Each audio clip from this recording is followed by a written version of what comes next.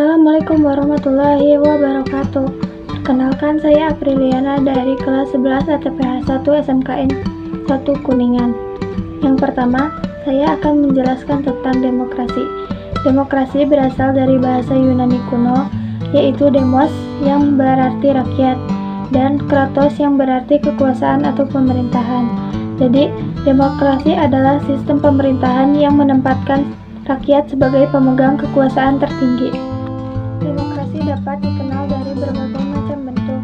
Yang ke-1, berdasarkan titik berat perhatiannya, ada demokrasi formal, material, dan gabungan. Yang kedua, berdasarkan ideologi, ada demokrasi konstitusional dan demokrasi rakyat. Yang ketiga, berdasarkan proses penyaluran kehendak rakyat, ada demokrasi langsung dan tidak langsung. Lalu, saya akan menjelaskan Sokoguru Universal. Sokoguru Demokrasi Universal adalah 11 prinsip demokrasi yang dijabarkan oleh filsuf politik Pakistan, Abdul Ala Maududi. Prinsip-prinsip tersebut berfungsi sebagai penyangga dalam membangun tatanan demokratis dan sebagai indikator sejauh mana demokrasi ditegakkan.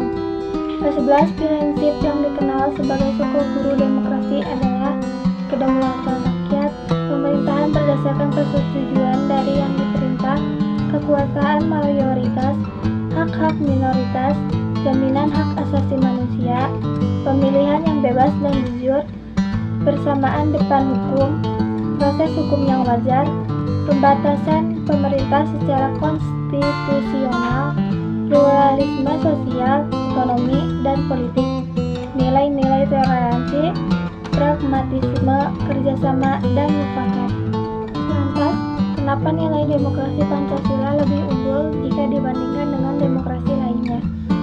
Salah satu alasannya adalah rakyat merupakan pemegang kekuasaan tertinggi. Karena rakyat menjadi pemegang kekuasaan tertinggi, maka kepentingan rakyat Indonesia akan lebih diutamakan. Pembuktian bahwa Indonesia dapat diartikan sebagai negara demokrasi secara normatif dan empirik karena beberapa hal. Di antaranya, bukti normatif. Semua konstitusi yang pernah berlaku di Indonesia menganut prinsip demokrasi. Pembukaan Undang-Undang Dasar 1945 menyatakan bahwa Indonesia adalah negara yang berkedaulatan rakyat. Pasal 1 ayat 2 Undang-Undang 1945 menyatakan bahwa kedaulatan berada di tangan rakyat. Pasal 28 Undang-Undang 1945 menyatakan bahwa kemerdekaan berserikat dan berkumpul, mengeluarkan pikiran dengan lisan dan tulisan, dan sebagainya ditetapkan dengan undang-undang.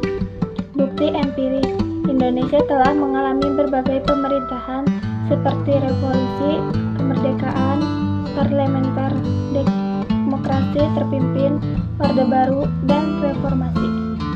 Prinsip-prinsip yang perlu dilakukan untuk mewujudkan kehidupan yang demokratis adalah kedaulatan rakyat, pemilihan umum yang bebas dan adil, kebebasan berpendapat dan berekspresi, persamaan di hadapan hukum, pemisahan kekuasaan, jaminan perlindungan HAM, negara berdasarkan konstitusi, membangun persatuan dan kesatuan, pengambilan keputusan melalui musyawarah mufakat, dan badan peradilan yang merdeka. Sekian dari saya. Mohon maaf bila ada kesalahan. Wassalamualaikum warahmatullahi wabarakatuh.